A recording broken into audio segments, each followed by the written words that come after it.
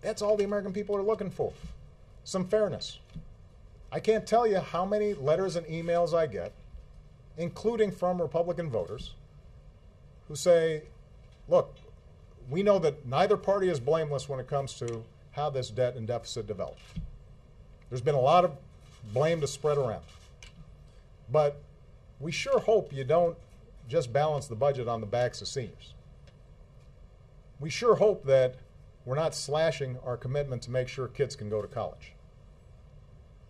We sure hope that we're not suddenly throwing a bunch of poor kids off the Medicaid rolls so they can't get basic preventative services that keep them out of the emergency room.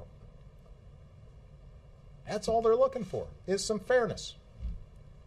Now, what you're going to hear, I suspect, is, well, you know, if the Senate is prepared to pass the cap, cut, and balance bill, the Republican plan, then somehow we can solve this problem. That's serious debt reduction. It turns out, actually, that the plan that Speaker Boehner and I were talking about was comparable in terms of deficit reduction. The difference was that we didn't put all the burden on the people who are least able to protect themselves, who don't have lobbyists in this town, who don't have lawyers working on the tax code for them.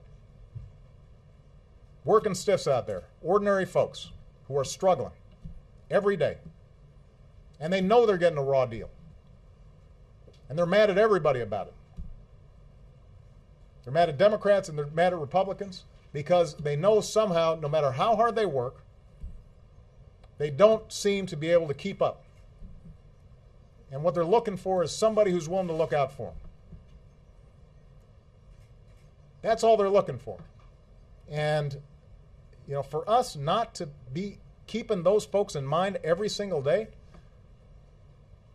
when we're up here, for us to be more worried about what some funder says or some talk radio show host says or what some columnist says or what pledge we signed back when we were trying to run or worrying about having a primary fight. For us to be thinking in those terms instead of thinking about those folks is inexcusable.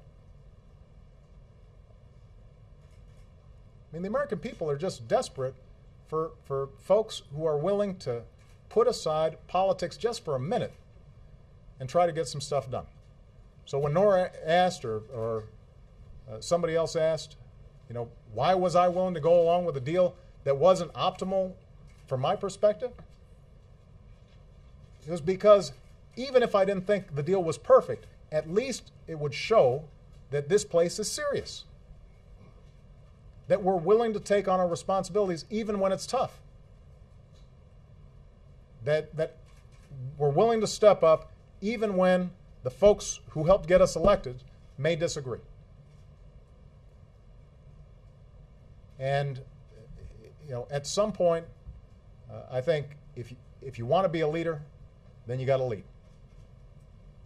Thank you very much.